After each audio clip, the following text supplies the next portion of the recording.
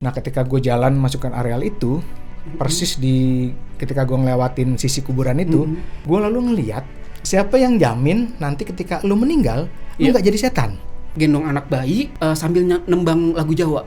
Lalelo, lelo, lalelo. Itu beneran setan atau proyeksi ketakutan gue? Kalau kita nonton film horor nih, Bang, sama kayak lu bakar kalori lu. Kenapa banyak dari kalian yang mau effort membeli ketakutan?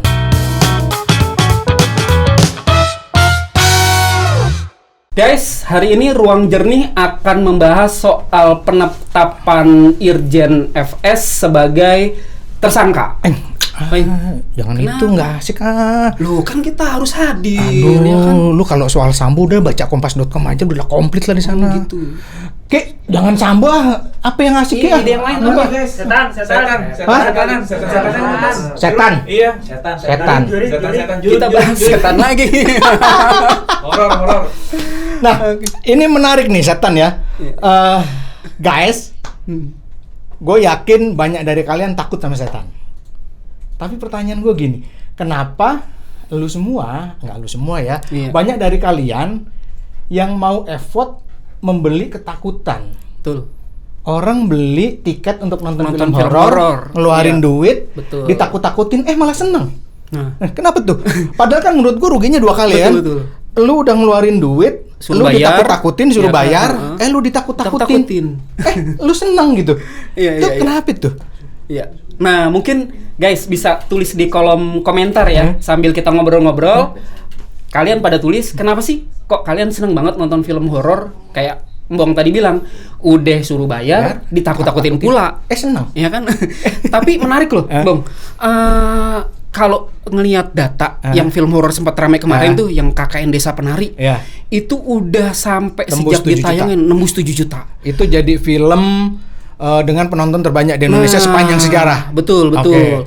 Dan yang baru ya kan soal itu yang judulnya Pengabdi Setan 2. Pengabdi Setan, Udah komedian. nonton belum lu? Belum, gue nggak Belum. berani. Gue kagak mau. Cemen Gue lu. udah bayar terus ditakut-takutin gue nggak mau. Nah, itu per 4 Agustus kalau ngelihat datanya itu udah 2 juta penonton. 2 Kayaknya juta. bakal nyusul nih. Kita lihat ya antara apakah dia bisa nyalip ngecain Desa rekor Penari lagi gitu. apa enggak gitu ya. Ya, tapi menarik nih, kenapa orang mau bayar untuk ditakut-takutin kayak lu bilang tadi gitu. Walaupun sebenarnya bukan cuma film doang ya. Iya. Sebelum ini juga dulu tuh gue inget tahun 2000 berapa ya? 2001 atau 2000-an gitu ya. Iya. Itu juga ada tuh film tentang setan yang tiba-tiba melejit, Jelangkung dulu. Wah, Ingat nggak lu? Jelangkung. Iya, benar-benar. Ada Jelangkung. Nah, itu menarik juga terus tuh kalau ada Danur gitu ya. iya. Nah, itu menarik tuh kalau ngomongin soal film setan Indonesia ya. Itu metamorfosisnya tuh agak unik tuh. Kalau zaman dulu tuh zamannya Bokir, lu inget nggak Susana? Gue belum lahir, gue lahir tahun 2000. Yang lu umur berapa sih? Setan lo. Lu nontonnya Bokir ya? Iya. Ya lu tau lah, lu jangan belaga masih anak akabula muda lu gitu. Zamannya Bokir dulu, ya kan setan itu kan mesti lucu. Lucu, iya. Ya kan? Iya. Nah, terus nggak lama dah tuh masa-masanya lu pasti sering banyak nonton juga tuh. Setan tuh kayaknya jadi seksi banget di Indonesia. Pakai Setan seksi. Si Manis Jembatan Ancol. Dan ya setan kan? itu selalu diasosiasikan sama perempuan. Nah, bener. Jadinya seksi, Iya, cantik bukannya gitu ya. takut, kita malah demen ngeliat nonton setan tuh. Lu, gue sih kagak. Nah, ternyata bukan cuma film doang. Enggak cuma film. Orang yang menggemari setan tuh juga seneng untuk masuk ke wahana. Nah, Yang sekarang juga lagi ngetren tuh kan yang tren tubusan di LRT ya. Nah, LRT station yang- berapa? 5 sampai 11 ya. Betul. Kita nggak di-endorse nih ya. Kita nggak di-endorse ya. Itu juga Iya. menciptakan sebuah situasi di mana ada setan Betul. dan orang kemudian seneng gitu Iya. ya. Atau rumah-rumah setan di pasar-pasar malam. Sampai sekarang gue kemarin ke Malioboro di Jogja itu ada tuh wahana rumah setan gitu ya. Bener. Dan selalu rame gitu. Orang ya Pasti itu ya, ada tuh ya rumah hantu ya. rumah hantu itu yang gue bingung tuh. Orang iya. rela membayar, ditakut-takutin, Iya. seneng gitu. Iya. Ajaib sih ya. Iya. Tapi lu ngomong-ngomong, lu percaya gak sama setan? Nah, kalau gua sih antara percaya dan nggak percaya, Bong.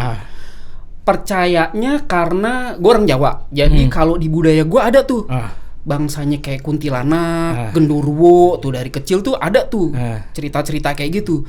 Cuma nggak percayanya karena gue belum pernah ketemu langsung tuh sama tuh setan. Lu gitu. belum pernah ngeliat setan? Gue nggak tahu ini pengalaman setan atau bukan. Jadi waktu zaman gue SMA, kan gue di asrama nih. Gue pernah itu tinggal di asrama di kamar. Itu ada teman gue namanya Oho, ya kan. Jadi satu kamar itu 2 orang. Gue sama Oho kebetulan gue tidur di yang berhadapan langsung sama pintu tuh. Oke. Nah, pas gue lagi tidur, subuh lah sekitar jam 3, jam 4 gitu, gue terbangun. Terus gue tiba-tiba kayak ngelihat sesuatu di depan pintu. Nah, itu tuh istilahnya tuh gue nggak bisa gerak tuh. Ketindian. Nah, gue mau doa kayaknya nggak terucap. Yang gue lihat tuh cuma matanya doang tuh, kayak gitu. Nah, itu sempet ya, cuma gue anggap itu nggak murni setan lah, karena gue nggak yakin itu setan atau cuma ya mungkin gue cuma kaget doang karena bangun pagi ya kan, segala macem kayak gitu. Nah, kalau lu sendiri, lu percaya nggak sama setan? Udah pernah lihat setan belum lu? Yang pasti gue nggak takut sama setan, Neng. Nggak takut? Ya ini gue sekarang lagi ngomong sama setan dan gue bisa ketawa-ketawa. Setan Gua bener nggak lu. takut gue sama setan. Setan ini bener. gue berada di antara setan-setan ini juga gue nggak merasa takut gitu ya. Ada suara tapi nggak ada orangnya. Ada suara nggak ada orang gitu, gue nggak takut. Kalian nggak ngeliat kan ada suara-suara teriak setan tadi kan ya tuh kan, kalian nggak lihat kan. Jadi gue nggak takut sama setan. Tapi lu punya pengalaman nggak kayak gue? Dulu tuh waktu SD ya, waktu gue kelas 2, jadi gue tinggal di kampung, rumah gue sama rumah kakak sepupu gue tuh nggak jauh.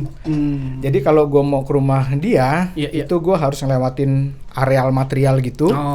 Yang di pojokan material itu kuburan. Iya. Nah, suatu kali tuh malam sekitar jam 7, yang gue inget ya sekitar jam 7, gue disuruh nyokap gue suruh ke tempat kakak sepupu gue. Nah, itu namanya di kampung ya kan, banyak pohon, gelap. Di Jakarta sih, di pinggiran Jakarta. Gue lalu lewat situ tuh. Nah, ketika gue mau jalan tuh gue udah takut tuh. Wah gila, gue mau lewat tempat serem itu. Buat gue tempat gue itu serem lah. Buat gue tuh serem karena anak-anak kecil di sana itu waktu keramat gitu. Benar. Nah, ketika gue jalan masukkan areal itu, persis ketika gue ngelewatin sisi kuburan itu, di perbatasan dinding kuburan itu ada ini batu bata jejer. Nah, gue lalu ngelihat ada sosok cewek. Gue nggak tahu penampakan apa ya, tapi gue ngeliat itu ada cewek, dalam bayangan gue itu ibu-ibu pakai kebaya.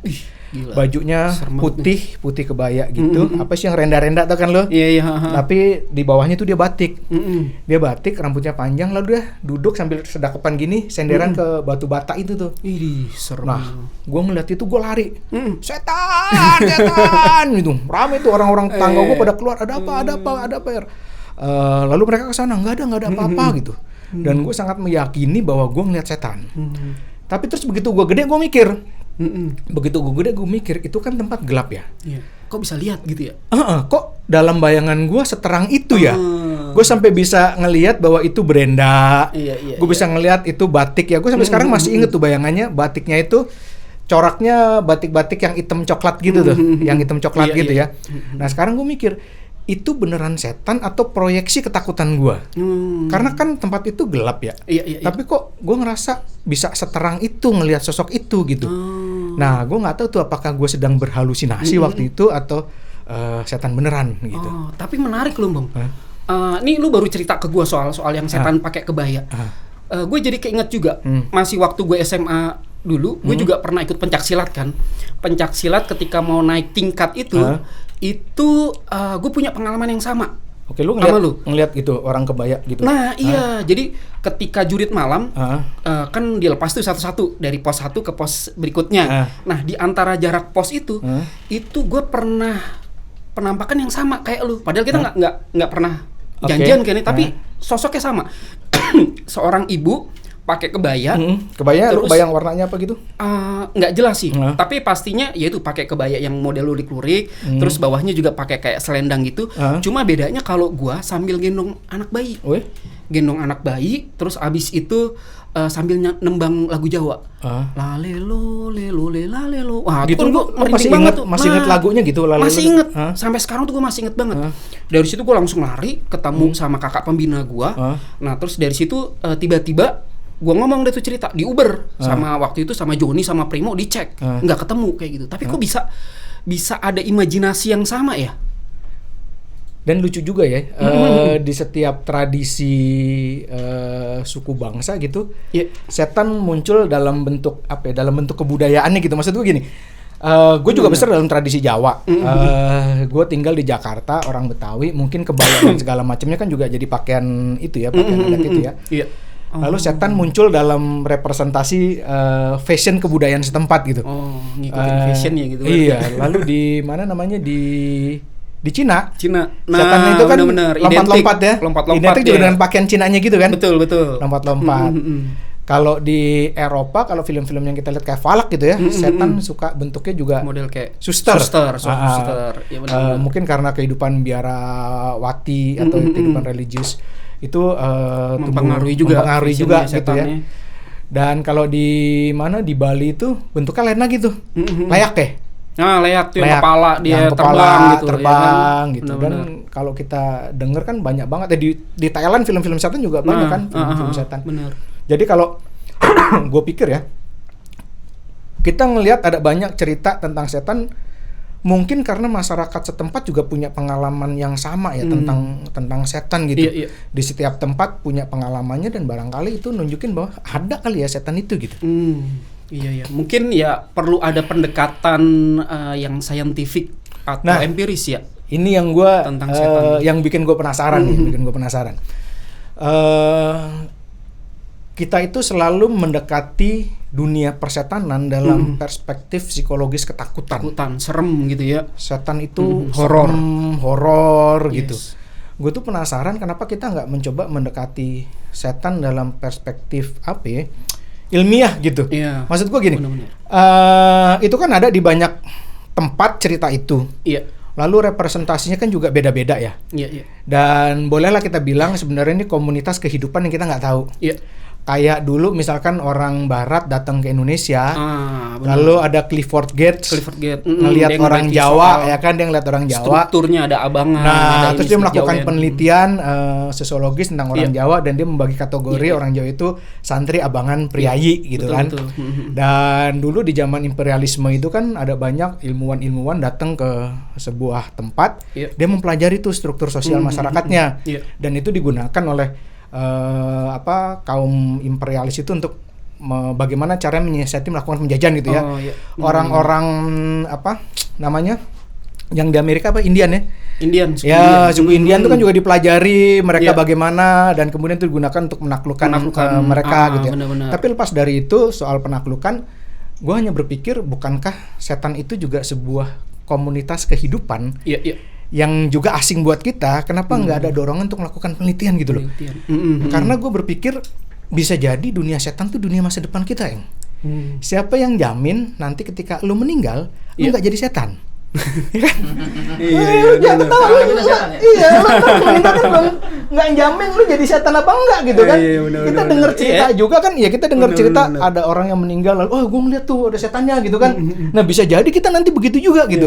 Maka sebenarnya ada kepentingan masa depan kita tuh dilakukan penelitian tentang struktur masyarakat setan. Iya, benar. Mereka kerjanya ngapain, tinggal di mana, apakah ada perkawinan, ya kan? Hobinya apa? Ada gak waktu luang di sana? Mereka apakah ngapain aja gitu kalau waktu aja, kosong bekerja gitu. apa enggak, makannya gimana? Terus juga kenapa di setiap daerah bentuk setannya beda-beda? Apa hubungan antara kebudayaan dan representasi setannya gitu ya? Benar. Kalau di Menarik itu kalau diteliti tuh. Iya, kalau Karl Marx kan membagi masyarakat borjuis dan proletariat gitu ya. Jangan-jangan di sana juga ada tuh ya. jenjang-jenjangnya, ada jenjang-jenjang ya. setan gitu Setan ya. proletariat dan setan borjuis gitu. Jangan-jangan ada juga. Dan Benar, ini benar. menurut gua jauh lebih menarik mendekati itu, dan itu sebenarnya menjawab misteri kehidupan kita setelah kita mati tuh kita kemana sih? Nah, termasuk itu persiapan. penelitian soal rasa takut yang itu tuh terkait siapa sih? Gue lupa tuh yang penelitian behaviorism. Nah, Behaviorisme. benar-benar kan proyeksi rasa takut dari itu ya. Iya betul. Gue ingat itu ada penelitian ngomong gini bahwa ketakutan yang paling natural punya manusia itu hanya ada dua. Iya. Ketakutan atas ketinggian dan ketakutan atas suara keras. Oh. Nah penelitinya itu namanya, gue lupa namanya siapa Ki penelitinya? John B. Watson. Dia bikin penelitian Little Albert Experiment. Nah, ya. Jadi ada bayi namanya Albert. Albert. Ya di depannya dia dia lewatin tikus. Dia ngeliat tikus lah, dia tikus yang putih, dia nggak takut tuh. Tikusnya disiksa juga dia nggak takut gitu. Tapi terus penelitian berikutnya dari belakang ditimbulkan suara keras, jadi ada baja ini ketek gitu, lalu dia tunjukin tikusnya gitu. Nah si bayi Albert ini nangis, Albert ini nangis. Dan setiap kali dia ngelihat nggak cuma tikus putih ya, tapi ketika si Albert ini ngelihat benda-benda yang berbulu putih, apalagi tikus ya, dia jadi fobia gitu, jadi takut. Tapi ini penelitiannya kejam sih, karena kemudian si Albertnya ini ditinggalkan dengan pengalaman psikis yang buruk gitu ya, jadi nggak diobatin. Si penelitinya ini cuma mau ngomong bahwa ketakutan kita itu sebenarnya adalah pengkondisian, nggak natural. Nah mungkin dalam setan-setanan ini ya. Kita juga dari kecil kan dididik untuk dididik untuk bahwa setan itu menakutkan gitu loh. Nah iya bisa jadi tuh. Zaman gua kecil itu ketika maghrib kan gua disuruh pulang, ditakutin awas genderuwonya muncul, pulang diculik gitu. Lu sama kolong wewe. Iya gitu, jadi kan? Tuhan itu melepas setan pada saat maghrib ya kan. Jadi lu pulang gitu. Jadi betul. Narasi yang kita dengar sejak kita dari kecil tentang setan itu sesuatu yang menakutkan. Betul. Jadi kita memandang setan selalu dalam perspektif ketakutan. Tapi balik pertanyaannya, ketakutan itu kan sesuatu yang kita hindari ya. Benar. Lu nggak pengen lah, gue juga nggak pengen mengalami situasi di mana gue takut secara real ya, itu sesuatu yang gue hindari lah. Semua orang itu pasti menginginkan situasi yang seneng, bahagia, tentram, happy. Semua orang pengen masuk surga kan, digambarkan betul. Surga itu sebagai sesuatu yang indah, nyaman, tentram gitu. Tapi kenapa dalam konteks horor-hororan ini ketakutan bisa menjadi komoditas yang laku dijual dan orang rela untuk membeli ketakutan itu? Nah tadi itu tuh udah bayar, ditakut-takutin, seneng gitu, mau gitu ya. Ketakutan jadi barang dagangan dan itu laku gitu. Nah itu ada penelitiannya Bang, psikologis. Jadi kalau kita lihat secara biokimia tubuh ya, ternyata dengan menonton film horor itu adrenalin kita terpacu. Ya kan, nah ini yang kelihatannya orang-orang tuh pada mau mau mencari itu sensasi untuk mencari ketegangan, ya kan, mencari hal-hal yang serem, petualangan lain, anggaplah sebagai semacam pelarian lah. Ternyata gue lebih demen cari ketakutan di gedung bioskop ketimbang gue ngadepin skripsi. Misalnya ya kan, atau bos kantor yang galak, ya kan nyuruh itu, mendingan gue nonton di bioskop, ya kan gue bayar gitu, gue cari adrenalin di sana. Nah itu sih yang biasanya orang mau cari untuk itu. Jadi ada semacam situasi di mana kita itu mau untuk bayar itu tadi, kayak lu bilang gitu. Bahkan ada penelitian yang bilang kalau kita nonton film horor nih Bang, itu sama kayak lu bakar kalori lu. Jadi kalau lu nonton film horor nih 90 menit, itu sama kayak lu lari selama 15 menit atau lu jalan 30 menit. Siapa tahu lu nonton seharian dari Sabtu sampai Minggu berat tuh turun 15 kilo. Tau gak yang paling gue malas dari film horor? Kenapa? Yang tiba-tiba jengkeng. Nah gitu. Itu dia ngagetin tuh benar-benar. Iya kan, tiba-tiba nih kita lagi apa tuh nah itu ada trik-triknya juga tuh. Kadang produser film itu tuh punya trik-trik tertentu untuk membangun itu, kayak suara yang menyayat-nyayat, yang ngilu-ngilu, ya kan. Terus kayak lu bilang tadi ya kan, zoom out yang tiba-tiba kagetin sampai akhirnya mungkin karena kita udah sering dikaget-kagetin, akhirnya jangan kaget, model-model kayak gitu tuh, ya kan? Itu kan nggak asik, bukan yang jangan kaget, begini. Tapi kaget juga akhirnya. Tapi kaget, seneng gitu loh. Nah itu dia makanya. Begini, bener. Nah itu mungkin ada sesuatu yang coba dicari sih. Kenapa orang mau bayar? Walaupun pada akhirnya dia tahu di dalam bakal ditakut-takutin. Jangan-jangan yang dicari sebenarnya bukan ketakutannya, Bang. Ya kan? Kesenangannya, adrenalinnya. Bisa jadi adrenalinnya atau justru rasa amannya kali, Bang. Karena sebenarnya dia itu punya rasa penasaran akan sebuah hal yang dia nggak ketahui. Betul. Ketika dia masuk ke rumah hantu atau nonton film horor, mereka berada pada situasi yang menakutkan tapi aman gitu ya. Iya. Secara nggak sadar gue aman gitu ya. Bioskop gue tahu ini bohongan nih, ini setannya nggak ada nih, kayak gitu, semacam itu kayak. Jadi sebenarnya yang dibeli adalah ketakutan atau kesenangan ya? lampunya mati, Mang. Ah, Kaget. Ayo. Gua kira jangan-jangan ada gokil. setan. Lu bikin takut aja lu. Parah bener lu. bikin Gue sih nggak takut, setannya ada di sini nih. Oke, balik lagi. Jangan-jangan ya itu soal rasa amannya yang mau dibeli, bukan rasa takutnya, Mong. kesenangannya, adrenalinnya. Benar. Jadi kalau lu nonton film horor atau lu masuk ke sebuah wahana berhantu, Iya. itu mungkin sama kayak lu berpetualang naik gunung, Iya, benar. atau olahraga ekstrim yang memicu adrenalin gitu Betul, ya. betul. Jadi dia tidak memiliki ketakutan. Betul. Tapi Justru tunggu dulu, kita tanya sama mereka, kita tanya boleh, kepada boleh. audiens ya. Iya, iya.